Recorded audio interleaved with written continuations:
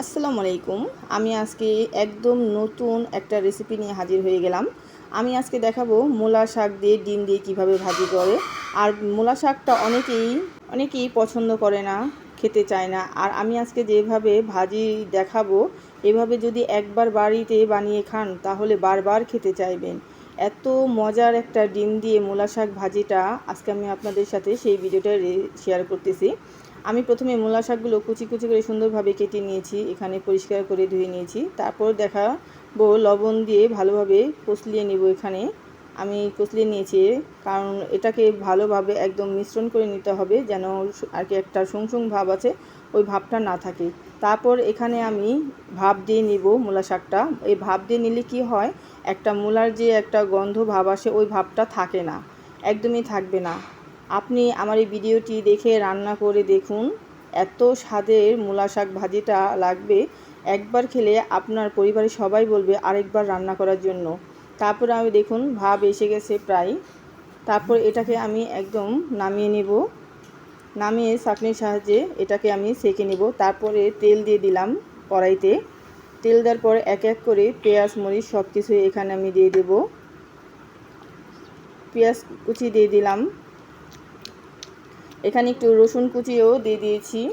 শাকের সাথে রসুন কুচিটা দিলে কি হয়, শাকের ফ্লেভারটা বাড়ে। আর শাক বাগারে বলুন যাই বলুন, রসুন কুচিটাই বেস্ট।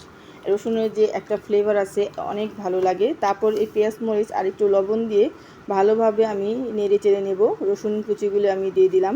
তারপরে একসাথে একটু যখন লালচে ভাব হয়ে যাবে ওই পর্যন্ত একটু ওয়েট করতে হবে। প্রায় লালচে ভাবটাও হয়ে এসেছে দেখুন। তারপরে এখানে আমি অ্যাড করে দেব একটা ডিম। আমি এখনই এই ডিমটা এগুলোর সাথে ফেটে নেব। তারপর এই ডিমটা দেওয়ার পরে সুন্দরভাবে কালার করে নেব একটু। ডিমটা আমি দিয়ে দিলাম। তারপর এই পেঁয়াজ মরিচ রসুনের সাথে সব কিছুর সাথে সুন্দরভাবে অ্যাড করে নেব ভালোভাবে দেখুন।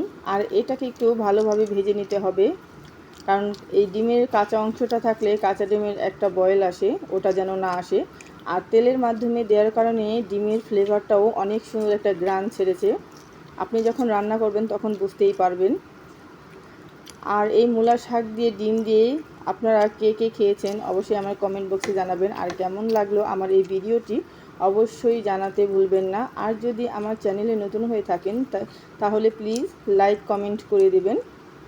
তারপর আমি শাকগুলো একটা সাজিতে যে পানি ঝরানোর জন্য রেখেছিলাম শাকগুলো আমি ঢেলে দিলাম। তারপর সব একসাথে মিক্স করে নেব। আর এখানে দেখতেই পাচ্ছেন একটু পানির ভাব আছে, পানি উঠছে, কারণ শাক জাতীয় বলতেই ভাব দিলে দেখা গেছে পানির অংশটা থেকে যায়। তারপর আমি এগুলো সুন্দরভাবে ভালোভাবে নেড়ে চেড়ে নেব। আর এখানে একদম ভাজা ভাজা করে নেব যাতে পানি না থাকে। আর যত ভাজা ভাজা হবে শাকটা ততই একটা ফ্লেভার আসবে। দেখুন শাকটা প্রায় হয়ে গেছে। আর শাকটা দেখুন কালারটা কিন্তু একদম চেঞ্জ হয়নি, সবুজই রয়ে গেছে। দেখতেই পাচ্ছেন আপনারা, দেখুন শাকের কালার সবুজ রেখে আমি ভাজিটা করলাম, কি সুন্দর একটা কালার এসেছে। আর যে জিনিস দেখতে সুন্দর সেই জিনিস খেতেও অনেক স্বাদের হয়, এটা আপনারা বরাবরই জানেন। তারপর এটাকে একদম ভাজা ভাজা করে নেব। প্রায় আমার শাক রেসিপিটা হয়ে এসেছে, দেখতেই পাচ্ছেন। আর ডিমগুলো দেওয়াতেও শাকটা অনেকটাই সুন্দর হয়ে উঠেছে, দেখতেও বেশ ভালো লাগছে। এটাকে আরও একটু ভালোভাবে ভেজে নেব। আর আমি যখন শাক ভাজি যাই বলুন না কেন রান্না করি তখন একদম কড়া ভাজা করি। কড়া ভাজা করলে দেখা গেছে একদম ফ্লেভারটা অনেক সুন্দর একটা গ্রান বের হয়, অনেক সুন্দর একটা স্মুথ গ্রান আসতেছে। তারপর আমার এই শাক ভাজিটা দেখুন ধোয়া উঠতেছে, বুঝতেই পারছেন হয়ে গেল। তারপর আমি একটা বাটিতে নামিয়ে নিলাম। আর এই শাক যদি গরম গরম ভাতের সাথে হয় তাহলে তো বুঝতেই পারছেন একদম অতুলনীয়। আর আমার ভিডিওটি যে যেখান থেকে দেখছেন সবাইকে অনেক অনেক ধন্যবাদ জানাই এতক্ষণ আমার এই ভিডিওটি সঙ্গে থাকার জন্য। সবাই ভালো থাকবেন, সুস্থ থাকবেন, আল্লাহ হাফেজ।